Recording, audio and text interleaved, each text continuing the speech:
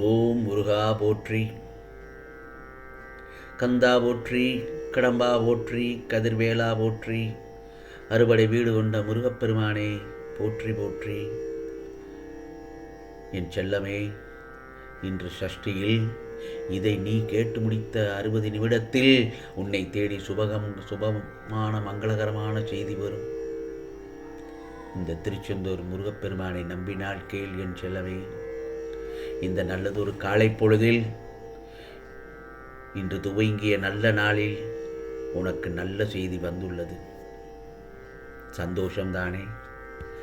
நிச்சயமாக முருகனுக்கு அரோகரா, கந்தனுக்கு அரோகரா என்று ஒரு 6 முறை பதிவு செய்துவிட்டு இந்த முருகப்பெருமான் சொல்வதை கேட்டால் உனக்கான மங்களகரமான செய்தி உன்னை தேடி வரும். நிச்சயமாக இதோ நான் தரும் வரங்களை பெற்று சந்தோஷமாக இரு. என் முருகப்பெருமான் என்ன செய்தாலும் என்னுடைய நன்மைக்காகவே செய்கின்றார். அவர் செய்யும் ஒவ்வொரு செயலும் என்னை நல்வழிப்படுத்தத்தான் என்று என்னையே முழுமையாக நம்பிக்கொண்டிருக்கும் உனக்கு கெட்டது நடக்க அப்படியே விட்டு விடுவேனா என்ன? சில நேரங்களில் கெட்டது நடப்பது போலவும், பலவிதமான பிரச்சனைகள் உன்னை சூழ்ந்து கொள்வது போலவும், ஏன் கஷ்டங்கள் மட்டுமே உன்னுடைய வாழ்க்கையை முழுவதுமாக ஆக்கிரமித்துக் கொள்வதுமாக உனக்கு தோன்றினாலும், கடைசி நொடி இந்த முருகப்பெருமானின் கரங்களை கொடுத்து உன்னை காப்பாற்றி விடுவேன் என் செல்லமே. சொல்ல முடியாத வேதனையில் நீ இப்போது தவித்துக் கொண்டிருக்கிறாய் என்பதையும் இந்த முருகப்பெருமான் நன்றாக அறிவேன். ஆனால் கவலைப்படாதே, எல்லாம் கடந்து போகும், இதுவும் கடந்து போகும். உன்னுடைய வேதனைகள், கஷ்டங்கள், பிரச்சனைகள் அனைத்தும் மறைந்து மகிழ்ச்சி காணும் நாள் இந்த நாள்தான். இந்த நல்லதொரு சஷ்டி நாளில் நீ கேட்டதை கேட்டபடி கொடுக்கும் நல்ல நாள் இன்று என் செல்லமே. இன்று உனக்கான நாள்தான். நீ இதை என்னிடம் கேட்கிறாயோ அதை நிச்சயமாக செயல்படுத்தி தருவேன். இன்னும் 1 மணி நேரத்தில் உன் செவிகளில், உன் கரங்களில் நல்லதொரு செய்தியும் நல்லதொரு நிகழ்வையும் நடத்தி காட்டுவேன். பிறகு பார், அடுத்தடுத்து உன் இல்லத்தில் மங்களகரமான நிகழ்வுகள் நடக்க இருக்கிறது. அதை நிச்சயமாக செயல்படுத்தி தருவேன் இந்த முருகப்பெருமான். உன் வேண்டுதல்களில் முக்கியமான ஒன்றை தேர்ந்தெடுத்து வைத்துக்கொள். புரிகிறதா? உனக்கென்று என்ன வேண்டுமோ இன்றே இப்போதே கேள் என்னிடத்தில். நிச்சயமாக பலிக்கும்படி செய்து விடுவேன், கிடைக்கும்படி செய்து விடுவேன். முருகா முருகா என்று என்னை தேடி அலைந்து கொண்டிருக்கிறாய். என்னுடைய வாழ்க்கையில் பல அற்புதங்கள் நடந்து விடாதா, அதிசயங்கள் நடந்து விடாதா என்று ஏக்கத்துடன் என்னை நோக்கி பிரார்த்தனை செய்து கொண்டே இருக்கிறாய். முருகா முருகா என்று. உன் கண் முன்னால் நான் காட்சி தராமல் இருந்து விடுவேனா என்ன? ஆனாலும் நான் ஒரு உண்மையை மட்டும் உனக்கு சொல்ல விரும்புகிறேன். அதை நீ முதலில் தெரிஞ்சுக்கோ. எப்போது நீ என்னை தேடினாயோ அப்போதே உன் கண் முன்னால் நான் அமர்ந்து விட்டேன். நினைத்து பார்க்க முடியாத பல அற்புதங்களை மீண்டும் மீண்டும் பல முறை உனக்காக நிகழ்த்துவேன். நான் உன்னுடன் இருக்கின்றேன். உனக்கு நல்லது மட்டுமே செய்வேன் என்று நம்பு என் செல்லமே. கவலை, கஷ்டங்கள் உனக்கு மட்டும்தான் என்று புலம்பாதே. இங்கு சந்தோஷத்தை மட்டும் அனுபவிக்கும் மனிதர்கள் எவருமே இல்லை. நீயும் ஒரு காலத்தில் சந்தோஷமாகத்தான் இருந்தாய். சந்தோஷம் எப்படி வந்தது போல் மறைந்ததோ அப்படியே உன்னுடைய கஷ்டங்களும் மறைந்து போகும். நீ போகும் பாதையில் தடிக்கு விழுவாய் என்று நினைக்காதே. விழுவதற்கு முன்பு எழுவாய். நீ கவலைகளிலும் கஷ்டத்திலும் பிரச்சனைகளும் இருப்பதால் தான் உன்னை சுற்றி உள்ளவர்களையும் சில சமயத்தில் காயப்படுத்துகின்றாய். என் செல்லவே, யாரையும் காயப்படுத்த வேண்டாம்.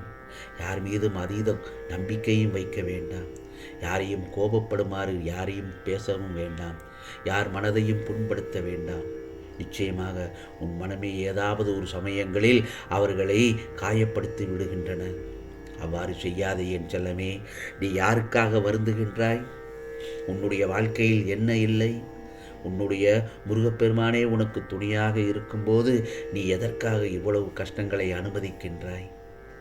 போதும், சோகங்களை தக்க வைத்துக் கொள்வது, உன் மனதில் தேக்கி வைத்தது எல்லாம் போதும். அதை தூக்கி எறிவதற்கான நம்பிக்கையான பல செய்திகளை உன்னிடத்தில் தருகிறேன். நிச்சயமாக அந்த குப்பைகளை எல்லாம் தூக்கி எறிந்து விடு. நல்லவைகளை மனதில் தேக்கு. ஏனென்றால் நடந்தவையெல்லாம் நடந்து முடிந்தது. நடந்து முடிந்து விட்டதே என்று வருத்தப்படாதே. எல்லாம் நன்மைக்காகத்தான். இனிமேல் நடக்கப் போவதை மட்டும் பார். எந்த கஷ்டம் வந்தாலும் நீ கவலைப்படக்கூடாது. புரிகிறதா என் செல்லமே? வீணான பயம் எதற்கு உனக்கு? எதற்கும் பயப்படாதே. உனக்கு நன்மையைத்தான் செய்வேன். இந்த சஷ்டி நாளில் என்னை நோக்கி பிரார்த்தனை செய். முருகா முருகா என்று. இன்று மாலை என்னுடைய ஆலயத்திற்கு வா என் செல்லமே. வந்து எனக்காக ஒரு தீபம் ஏற்று, அல்லது என்னுடைய ஆலயத்திற்கு வர முடியவில்லை என்றால் உன் இல்லத்தில் இருந்தே ஒரு விளக்கு ஏற்று. உன் இல்லத்தில் நான் பிரகாசமாக அந்த வெளியில் என்னை நீ அழகாக பார்க்கலாம் என் செல்லமே. உன் வீட்டில் உள்ள கஷ்டங்களை எல்லாம் நீக்கி விடுவேன். இந்த சூழ்நிலையில் நீ எந்த ஒரு சூழ்நிலையில் இருக்கிறாய் என்று கவலைப்படாதே. உனக்காக நான் இருக்கிறேன். நிச்சயமாக கவலைப்படாதே என் செல்லமே. நீ கேட்டதை நிச்சயமாக நடத்தி காட்டி தருவேன். உன் கோரிக்கைகள் முடித்து வைத்ததற்காக நன்றியை மட்டும் என்னிடத்தில் சொல்ல ஓடோடி வருவாய். நீ என்னிடம் நன்றியை கூற அதை நான் ஏற்றுக்கொள்ளும் வண்ணம் நான் உனக்கான செயல்முறையை வழி நடத்துவேன் என் செல்லமே. நம்பிக்கையோடு மட்டும் இரு. யார் என்ன சொன்னாலும் கவலைப்படாதே. நேர்மறையான எண்ணங்களோடு எல்லா செயல்களிலும் ஈடுபடு. வெற்றி உனக்குத்தான். ஆம், ஒரு படி கீழே இறங்கினால் கவலைப்படாதே.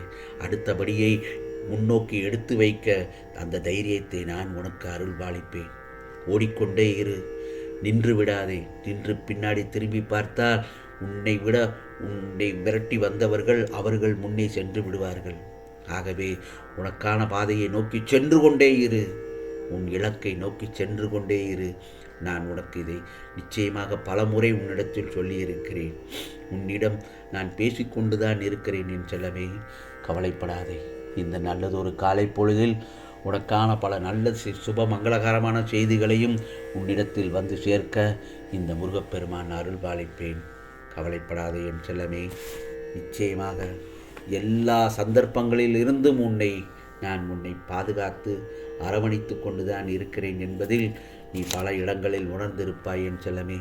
ஆகவே நீ விரும்பிய அனைத்தும், ஆசைப்பட்ட அனைத்தும் உன்னை வந்து சேரப்போகிறது. உன் இல்லத்தில் பல நல்ல நிகழ்வுகள் நடக்கப் போகிறது. இனி உன் வாழ்க்கையில் வருத்தங்களே கிடையாது. மகிழ்ச்சி மட்டுமே நிலைத்திருக்கும். ஆம், இது முருகப்பெருமானின் அருள் வாக்கு, சத்திய வாக்கு. உனக்கானதெல்லாம் நிச்சயமாக நல்லது நடக்கும். நல்லது மட்டுமே நடக்கும். அதுவும் நன்மையாகவே இருக்கும். ஓம் சரவண பவ. ஓம் சரவண பவ. ஓம் சரவண பவ.